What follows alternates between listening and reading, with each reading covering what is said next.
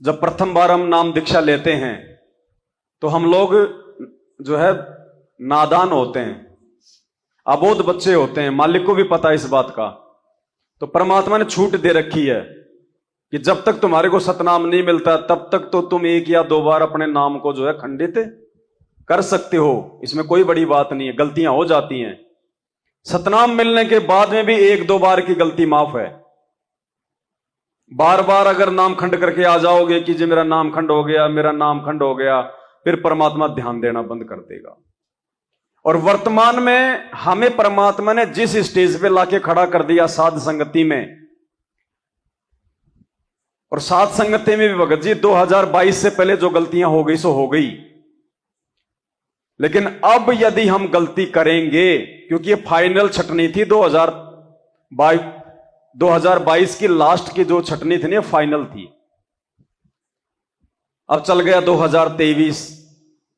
अब यदि किसी ने गलती की और यदि परमात्मा ने उसको रिजेक्ट मार दिया, भगत जी वो चाहे कितने पैर पकड़ लेना, इस मतलब पूरे युग में पार नहीं हो पाएगा, युग में।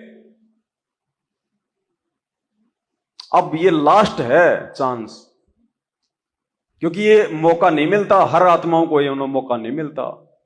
लाखों भगत हैं गुरु जी के, लाखों आत्माएं हैं, मालिक ने उनकी बुद्धि क्यों नहीं ऑन कर रखी, तुम्हारी ऑन करके साथ संगति में क्यों बैठा दिया? तुम्हें क्यों हर बात का पता चल रहा है? तुम्हें क्यों अपने गुरु में भगवान दिखाई दे रहा है? यह विशेष मेहर है, और इस मेहर को बना के रखना है तो मर्यादा में रहना पड़ेगा। जरा से भी त्रुटि यदि हमने अब कर दी और यदि परमात्मा ने हमारे को अपने दिल से उतार दिया, भगत जी फिर मौका नहीं मिलेगा पूरे युग में। फिर पता नहीं, एक बार रह गए तो रह गए, फिर चांस नहीं है। फिर ये बाट मत देखना कि परमात्मा फिर से हाथ पकड़ लेगा, फिर तो उसकी मौज वो कब पकड़े। लेकिन फिर हम कितने दुखी हो जाएंगे। अरे 650 साल पहले भी तो परमात्मा मिले थे, और मालिक ने क्या कहा कि तुम्हारे मानव जन्म होते आ रहे हैं। अरे मानव जन्म प्राप्त करके भी हम कितने सुखी हैं, देख लो। आज नाम लेके भी सुखी नहीं है। मां के गर्भ में पड़ेंगे, अगर चलो परमात्मा 84 में नहीं जाने देगा, लेकिन मां, भाई मां के पेट में तो आओगे, अगर मानव जन्म भी लोगे तो सबसे बड़ा जो नरक है वो मां का पेट है। 9 महीने, ऊपर को पैर नीचे को सिर।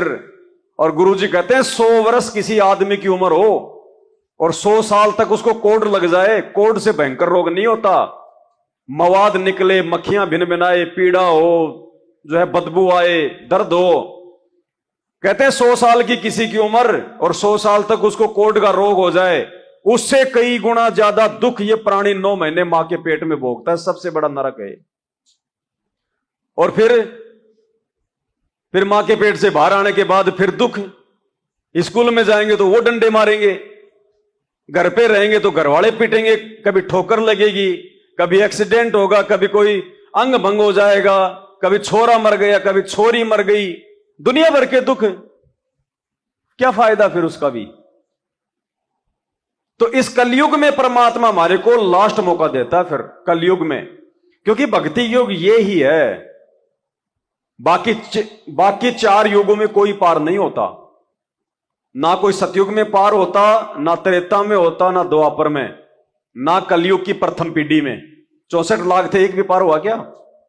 ये है फाइनल दाव जो वर्तमान में दिया परमात्मा ने मौका। और ऐसे ना सोच लेना इसको, हमारे दादा परदादा चले गए बिना परमात्मा के, उनको भी तो मानव जन्म मिला था, उनको तो नहीं मिला। वो तो कहीं भूत बन के घूम रहे हैं, गधे कुत्ते बन के घूम रहे हैं।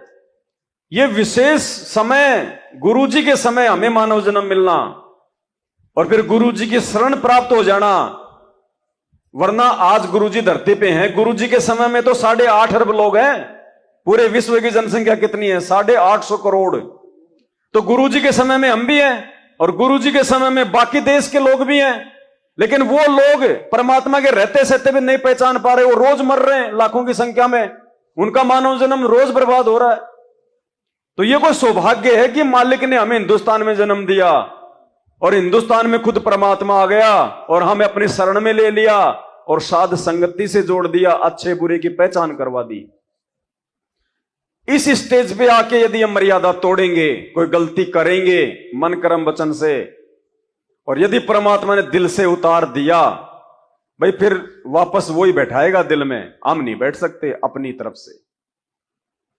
तो बहुत सावधानियां रखने की जरूरत है भगत जी। इस समय ये मजाक का समय नहीं चल रहा।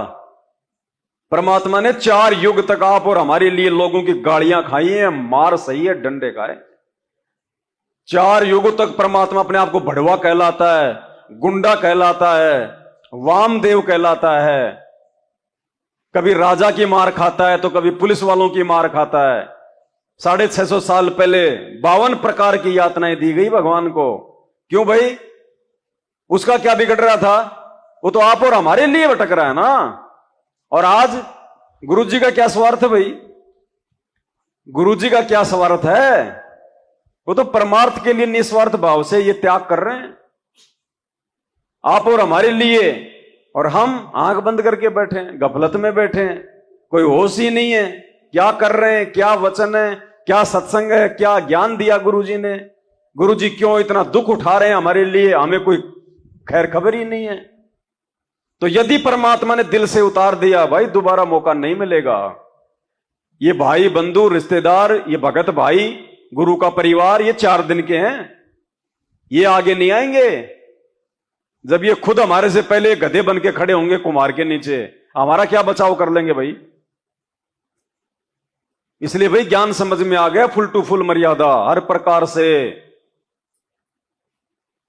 और वो ही नहीं जो गुरुजी ने बता दी।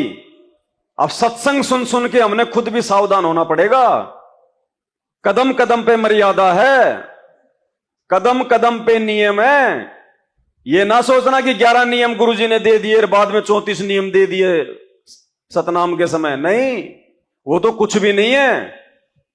जैसे जैसे ज्ञान समझ में आता चला जाएगा वैसे वैसे हर एक चीज नियम है। बोलने में, चलने में, उठने में, बैठने में, देखने में, हर चीज में नियम है।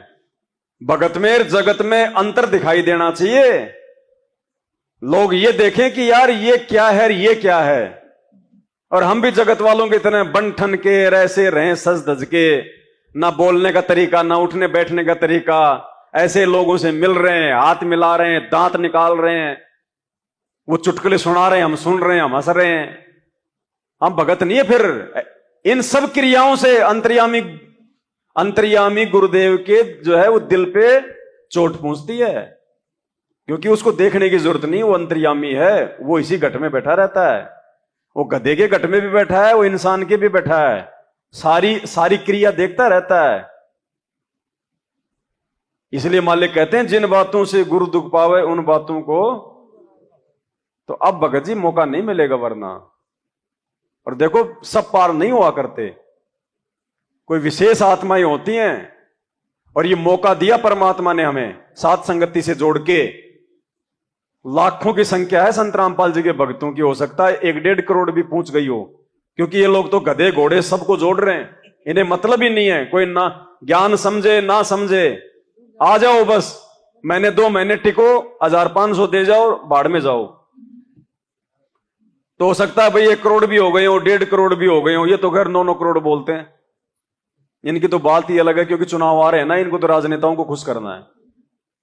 लेकिन 1 करोड़ मान लो, अभी 1 करोड़ में से साथ संगति में है कितने के? ये मालिक की विशेष मेहर है ये, क्योंकि साध संगति से ही हम भगत बनेंगे। साध संगति से ही परमात्मा सतलोक के लिए आत्माओं को छांटेगा।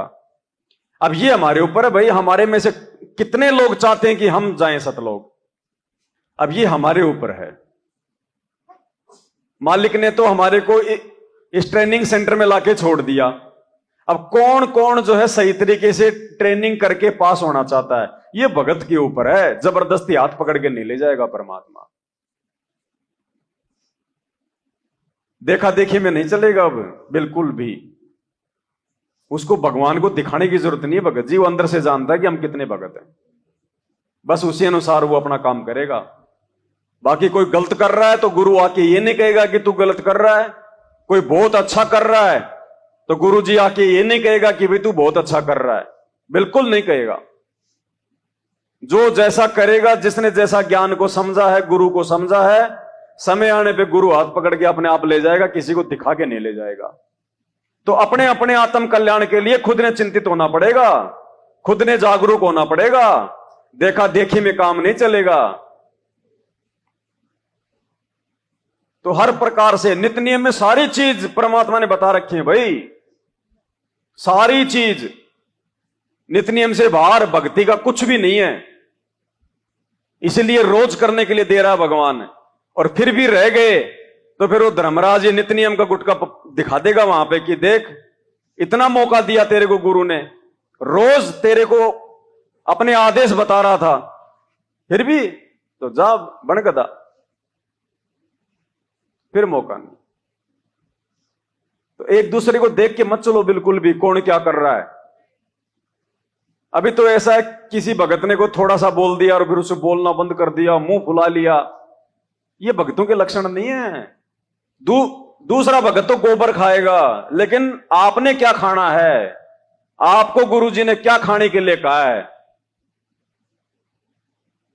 अब वो देखना है। एक शत्रु एक मित्र है, भूल पड़ी रे प्राण, यम की नगरी जाएगा, निंदा बिंदा छोड़ दे, संतन स्यों कर प्रीत, राग द्वेष बड़े रोग हैं।